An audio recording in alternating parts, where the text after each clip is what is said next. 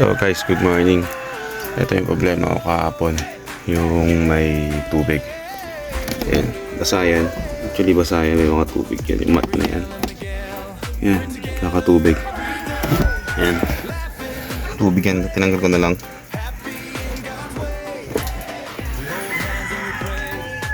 So, paano ko siya nakita? Dito siya guys.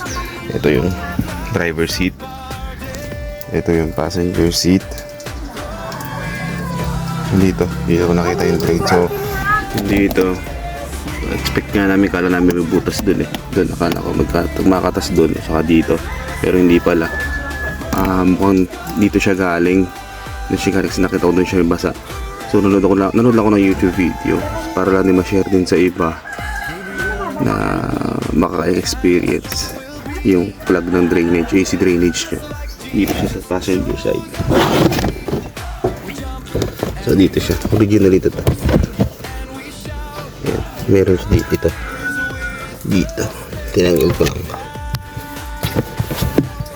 Para makakita niyo na saan. Ito siya. Tapos ito muna tayo guys.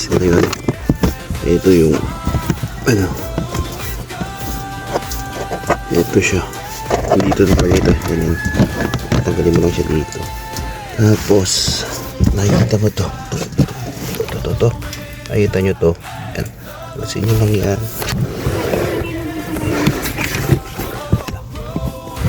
Alasin nyo lang to. Alasin nyo lang to. Kaya massage nyo. Kaya ganyan nyo pag nagbabara. Ito. Tanggalin nyo lang ito. Natatanggal naman to. Kaya naman ito. Yan. Pagkatanggal nyo na yan, mughaan nyo lang, hindi, okay na. Yan lang naman. Ayan, tubig pa. Ayan.